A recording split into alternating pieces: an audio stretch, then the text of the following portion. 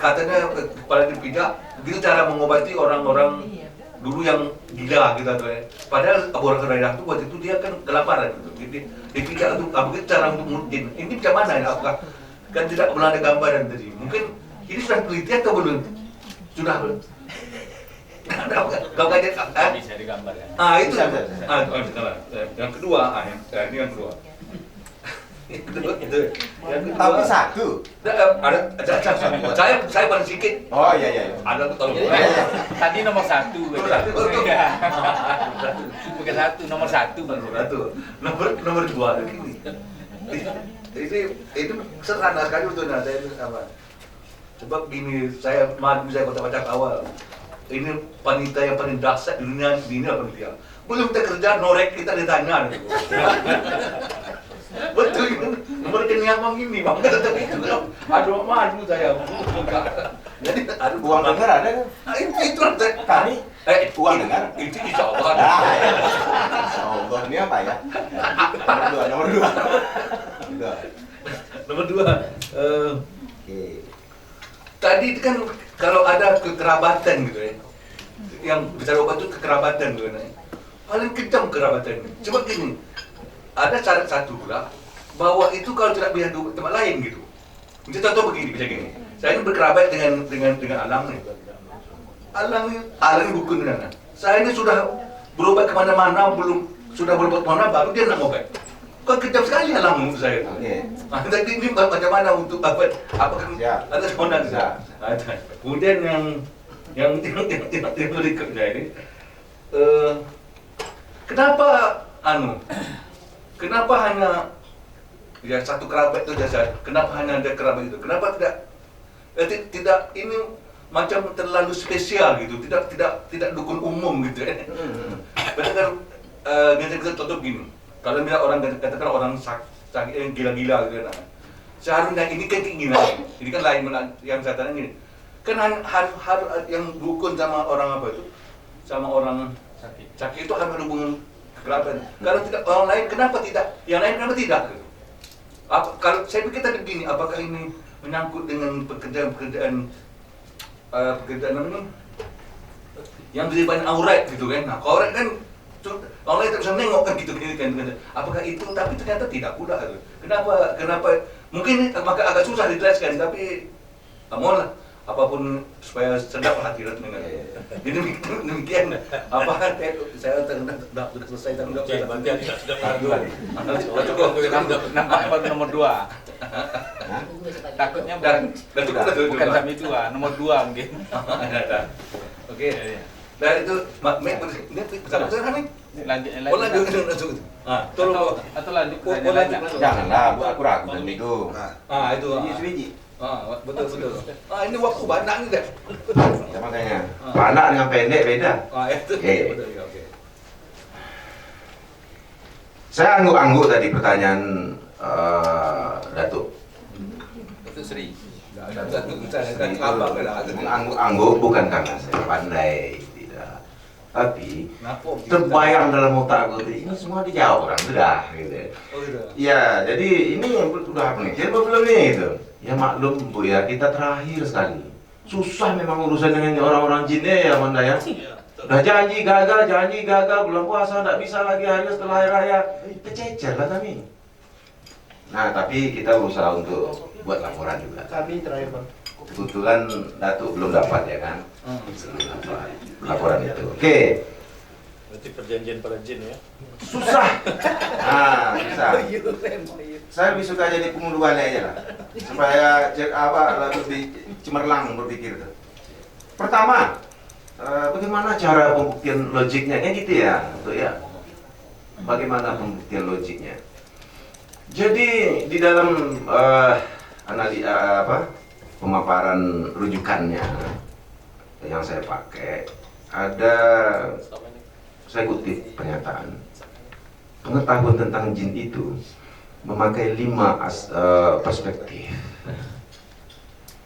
Jadi perspektif yang 5 itu dijelaskan dalam ajaran Islam.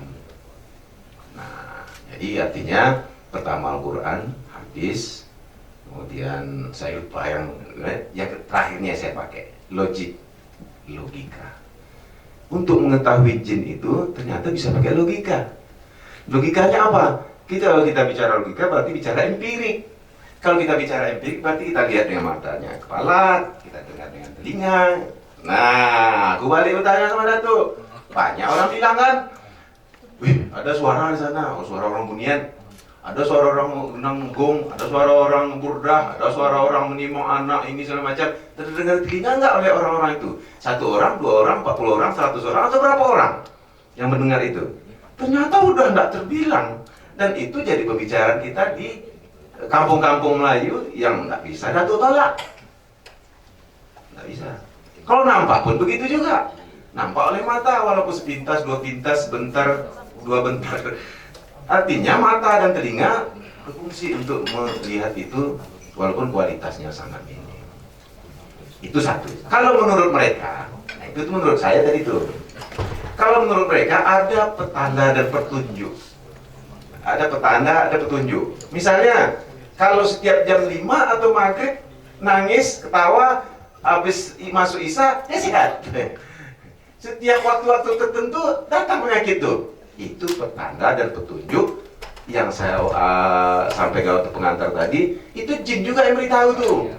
Jin siapa? Itu dia jin keturunan. Dia sayang pada nenek moyang ini, punya keturunan dari datu ini, datu ini segala macam. Seperti Balkis lah. Mungkin di sini ada keturunan Balkis nih. Ah, bahaya nih. Dihinggapi Balkis atau ada Putri Hijau atau ada Putri Gunung Ledang. Bisa jadi ada keturunan itu. Bukan maksudnya ini jin ini tidak. Karena Islam juga sudah menjelaskan bagaimana jin itu diciptakan menyertai manusia sama seperti malaikat.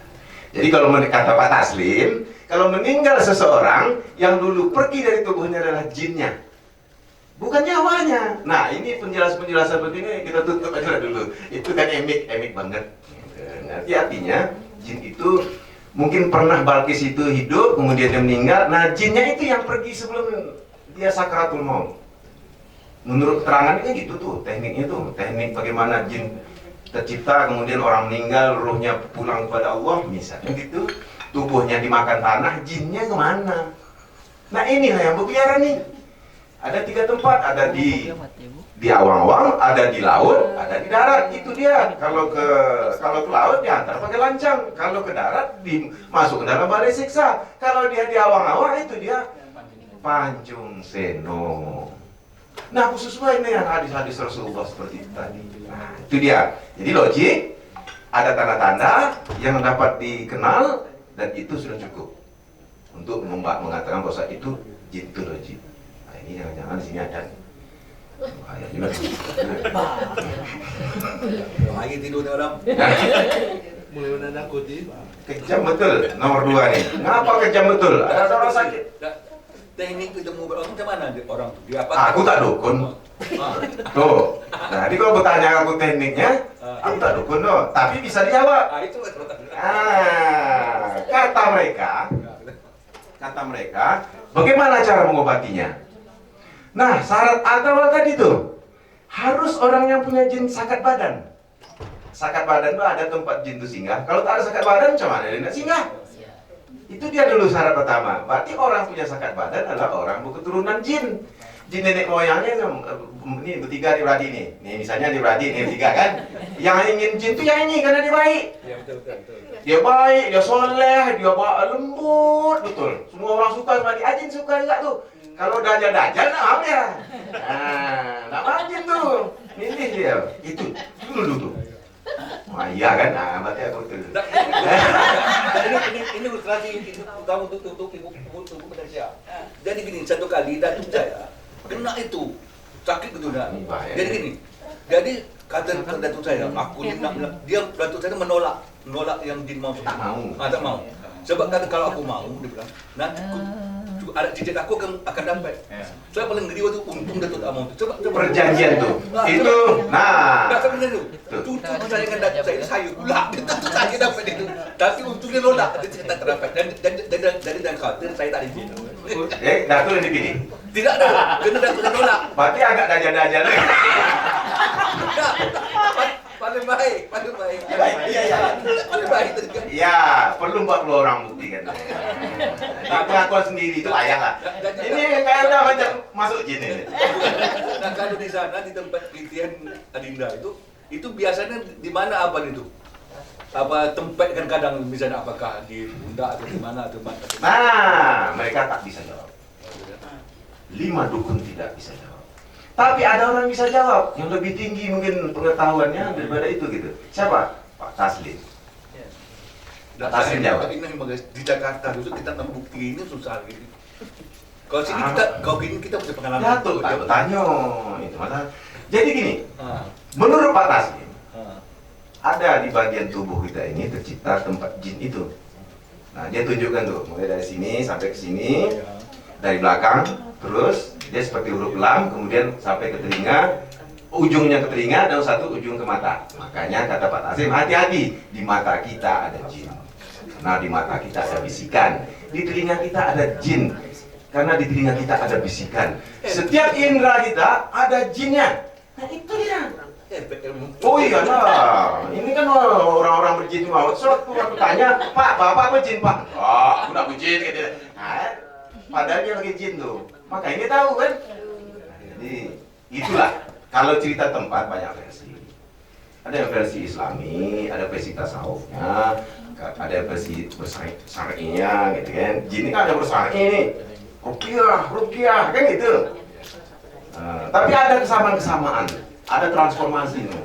Dia sama aja. Ini yang bolak-balik. Nah, Hilang ngantuk saja. Oke. Dia cepat. Makanya aku minta pertama, aku mau cepat. 2, kok kejam betul hanya kerabat aja diobat gitu. Kemudian kerabat itu sudah berubah kemana-mana, belum sembuh kan gitu. Kerabat itu tadi. Maksud kerabatnya keturunan. Tapi kerabat ya keturunan. Yang kedua itu kan mau diobat. Datuk seketurunan sama aku. Ternyata ayah aku berjin, berarti Datuk punya sakat badan juga, cuman belum dipilih. Cuma gini, kayak saya itu sudah sakit berkali-kali baru bisa diobatin gitu tidak. Oh, itu yang nama rasi tepak. Asi tepak, buat asi tepak dulu, buat adatnya dulu. Buat tepak tuh, ini makan siri kita, coba tolong tengokkanlah. Aku nih sakit dan lama nih. Kita nak kita kerabat, rasul-rasulnya mungkin kena buat jin nih, tikam jin nih. Ditengok sama dukun tadi tuh, ada waktunya, ada caranya. Mungkin tunggu mimpi, mungkin langsung tahu dari petanda-petanda badan. Mungkin tahu bahasa bapaknya dulu memang dukun jin, ya kan tidak jelas anaknya. Itu yang diobat. Gini, kalau seandainya kita berkerabat, saya apa? Kerabat jin, bukan kerabat nasab atau kerabat berkaum karena nasab. Jin, Bukan. Kerabat jin. Kerabat jin. Nah, sekarang begini, kita berkerabat, jin kita berkerabat. Saya itu baru kena 2 kali belum bisa berobat deh, kok 2 kali. Dua kali rasa sakit itu, tapi belum bisa lagi diobat kan? Kalau di sini kan, coba harus berkali-kali kan suruh berubah kemana-mana. Nah, baik, saya jelaskan lebih ke pangkal lagi. Bahwa perobatan dengan buat rancangan ini atau turun jin ini ada istilahnya bela. Kalau kita tahu kita keturunan jin, kalau kita tahu kita dukun jin, kalau kita tahu ada hubungan dengan persekutuan dengan jin, 1 tahun sekali buat buang lancang, 2 kali setahun buat buang lancang, 5 tahun sekali buat buang lancang. Jadi tak tuh sakit tuh. Satu ini ngarang-ngarangnya buat saya begitu. Nah, jadi kalau sekali buang aja. Masa tunggu 2 kali 3 kali kesian? Nah, kita itu karangan kan. Nah, udah. Jadi ada bolo, bela. Kalau udah tahu masa Datuk punya jin, kalau tak dibuat obat sekali setahun, 1 kali 2 tahun, dan 1 kali 5 tahun, kena sakit tuh. Merajuk jin tadi, marah dia. Tak dikasih makan, tak disapa-sapa, tak ditegur-tegur. Nah, itulah kira-kira tuh cerita orang tuh gitu. Nah, ini yang saya ini permintaan tadi pertanyaan. Hanya permintaan. Bagi saya ini kedipandang saya sebagai jurnalistik ini sangat menarik. Tapi sebagai ilmuwan itu ada dokter sosial yang lebih polisial. Bisa ada misalnya dua-duanya ditambah, belancang gitu. Belancang misalnya begini, pengobatan para jin atau supaya lebih menarik buat saya. Aku bilang nggak bisa. Oh, tidak bisa. Ini masalahnya judul-judulnya pun kita telan mentah nih. Nah, itu dia. Kadang turun lapangan tuh Bu, dikasih judul tuh salah. Kita kerja dalam kesalahan. Nah ini untuk menarik sekali baca. Oh ini maksudnya tuh langsung. Gitu, kan. Oh itu jurnalis tuh kan. Iya lah itu udah dibantu saya dalam pandangan jurnalis. Pandai-pandai kan. Tapi itu dilakukan Timothy kan, Hisakai kan. Ketika burung itu terbang itu kan lebih puitik ya. Iya. Tapi Nathan Fora. Nathan. Sorry ya. Nathan. Terima kasih dia baik. Nathan Forat ya. Oke. Nah, itu ada memang caranya. Tapi kan ketika burung itu terbang itu maksudnya juga memang secara deskriptif Diki itu sendiri memang menggambarkan seperti itu gitu. Jadi bombastis bahasa anggaplah kias hiperbolanya atau segala macam, tapi walaupun hiperbola sebenarnya dia masih kelihatannya sih hiperbola, tapi sebenarnya faktual juga dari bagian ritual itu. Mungkinan kalau itu memang, tapi bukan berkaitan proyek ini ya, ini melogikakannya aja. Memang kalau bahasa itu masih ada hubungan yang faktualnya dengan kajian itu mungkin bisa aja dibuat kias-kias yang Belancang ketika jin itu datang. iya bisa aja, itu Nathan Forat tadi lakukan. Memang mungkin untuk proyek kita ini kita lurus-lurus saja seperti bahasa skripsi lah gitu. Gitu tuh. Awalnya tuh kita diskusi juga sama kawan-kawan yang bantu di lapangan. Ini yang mana judul betulnya Lis? Buang lancang, belancang, kemudian turun jin, ada tak? Rupanya buat jin juga mereka bilang. Nah, orang Melayu kan tak tahu dia mana timur mana barat. Dan tahu dia kan kalau nunjuk sebelah kiri masjid. Nah, apa ya kita tuh? Sebelah kiri masjid, depan kuburan ya kan. Jadi tidak ada patokan yang khas seperti orang-orang dalam kebudayaan Jawa. Sangat cair betul. Jadi boleh-boleh jadi aja pakai judul apapun, boleh lah. Di luar proyek. Ya boleh, tidak ada masalah. Tapi di awal saya juga udah jelaskan bahwa terminologi lancang itu harus dijelaskan